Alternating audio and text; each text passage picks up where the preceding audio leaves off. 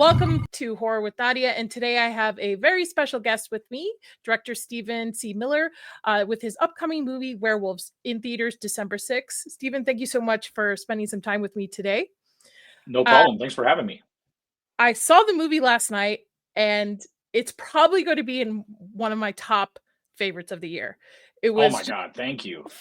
fun from start to finish. Werewolves are like my favorite creature film, so it was action packed. They are my favorite as well. I'm glad I got to make one. Dog Soldier Dog Soldiers is my jam.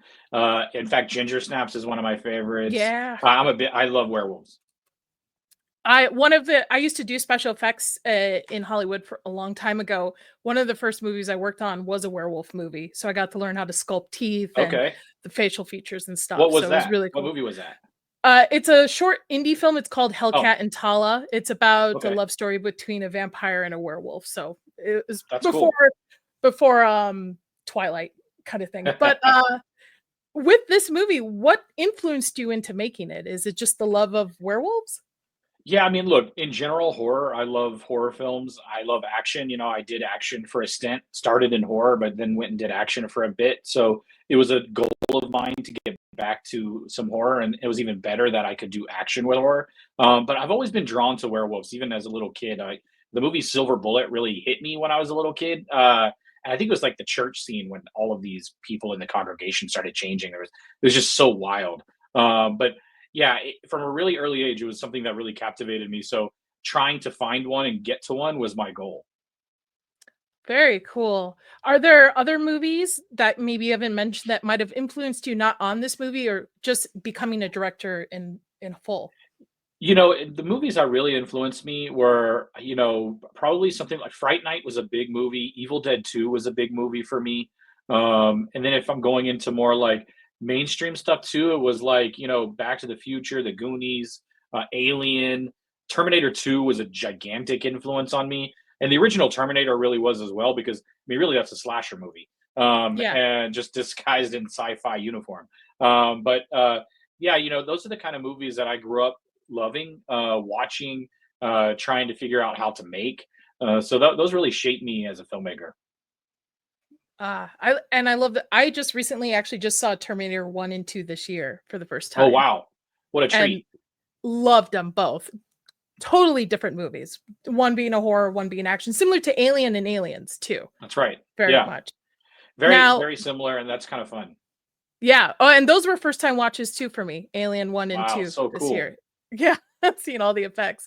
Now, the werewolf transformation scene in the movie. Werewolf transformation scenes are always a hot topic in all werewolf movies, right? It's what a lot of people judge the movie on.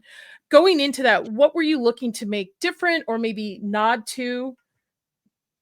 I think, I was really just trying to make sure that they felt authentic, and that they felt authentic to the movie. And they weren't trying to be American Werewolf in London or The Howling. They were trying to be the movie. And I felt the movie is super kinetic. The movie moves at a pretty breakneck pace. And I felt like the transformations didn't need to be completely like that, but they needed to fit in that vein. They needed to be somewhat fast. They needed to be moving. They needed to keep the audience sort of guessing. And also just have the audience just really engaged. And I felt like having characters in the movie that did that worked really well. And yeah, that was sort of like the goal I was going for, is just make them super fun. Now, there's an ensemble of werewolves in this movie. Each of them, in a sense, have their own identity, I would say. Is there one that you particularly like the most, the design for? My favorite is Punk Princess. She happens much later in the movie, but we always called her Punk Princess in the movie, and I just felt like she's just got such a big personality in the movie. And she has a great scene with Katrina Law. And so, that was sort of like my thing with the movie and the werewolves is, how can I make them different? Can I, do different things with these guys that, most werewolf movies would maybe stay away from, or maybe studios would be scared to do.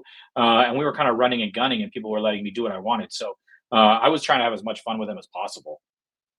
And I could tell most of it was practical effects. Was that something in your decision making this film that you wanted to do mostly practical?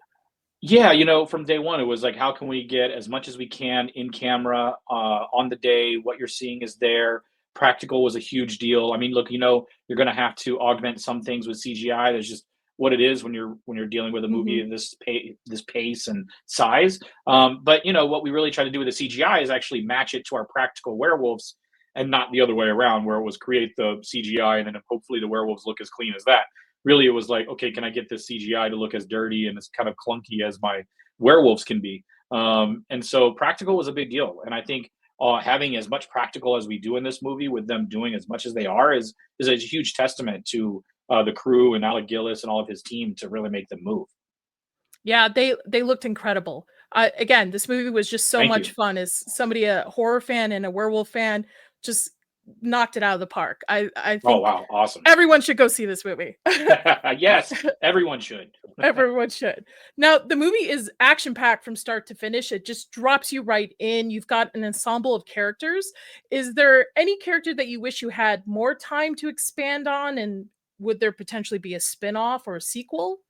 Yeah, there I would love to have gotten more. The character's name is Walter in the movie. He's sort of hooded. He has some a gas mask on. We kind of get him Yeah. for a brief moment in the movie, and there's a whole world of that character and what his underground dwellers do and why they have to be underground. And most of them are all people who had turned the year before and who are too scared that they might turn again or want to turn again, so they bury themselves under the ground. And there's a whole city of them. We didn't get to explore that. In fact, there was a sequence that was cut out of the movie that will be on the Blu-ray special edition that will go into that. There's sequences that we dive into that, but I thought that character for me was a character that I would love to expand on and really sort of bring out a little bit more, and so that people can really explore that underworld a little bit. Yeah, and we've talked about how do we get that going forward. We definitely want to make more. So there's just so much of this world we can explore. Well, if the title for this one is Werewolves, where do you go from there? Werewolves That's a good Plus? question. Yeah, Werewolves Plus. That's a good call. Everything is, whatever plus. It's yeah, I'm down for Werewolves Plus. That sounds cool. Now, was there any particular scenes that were harder to shoot, but were rewarding once you've completed them throughout the movie? I Yeah, don't I want to mean, spoil anything for anyone. no, I think all the stuff in the rain, it was very Oh, okay. difficult to shoot because you got werewolves, you got rain, and everything becomes even heavier for the guys in the suits when it's raining. And of course, fighting in the rain is difficult, and driving in the rain is difficult. So doing that was very hard. But when you finally get to see it done and on screen, and the impact it has for the movie, I think it's very rewarding.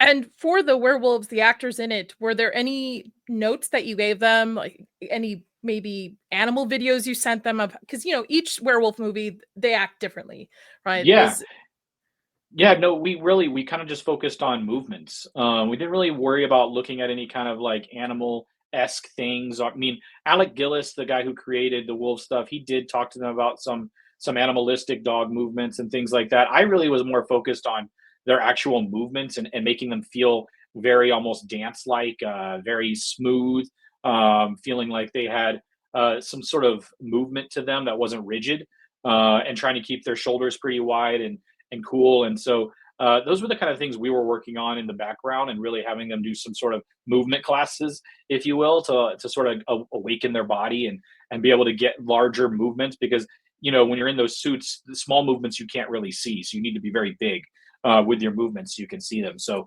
those were the things we really worked on. I will say when I first saw one on the screen, I was like, "Wow, that's a big boy. That's really a big boy." How Huge. wide they are, huge, very Yeah. intimidating. Now, while werewolves are a very classic monster, and honestly, again, audience, you should go see this movie. Knocks it out of the park. I think it's one of the best werewolf movies I've seen in a long time. What's the next classic creature that you would like? What is your dream project that you would like to tackle?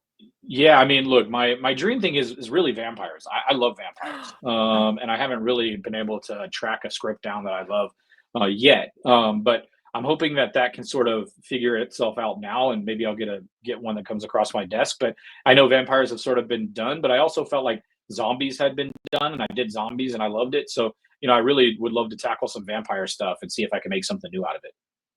I would be very intrigued to see. I've seen a lot of your movies up until this point, so I'd be very intrigued to Thank see you. what you would do with vampires.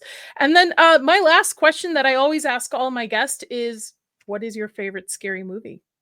Oh man, that's easy. My favorite scary movie is Jaws. That movie terrified me growing up. It's funny because it terrifies my kids, which is fun. I really love that movie. Yeah, that's one of my favorites too growing up. Well, thank you so much for joining me today, Stephen. I really appreciate your time. Again, audience, please go see Werewolves in theaters December 6th. Any last words for the audience?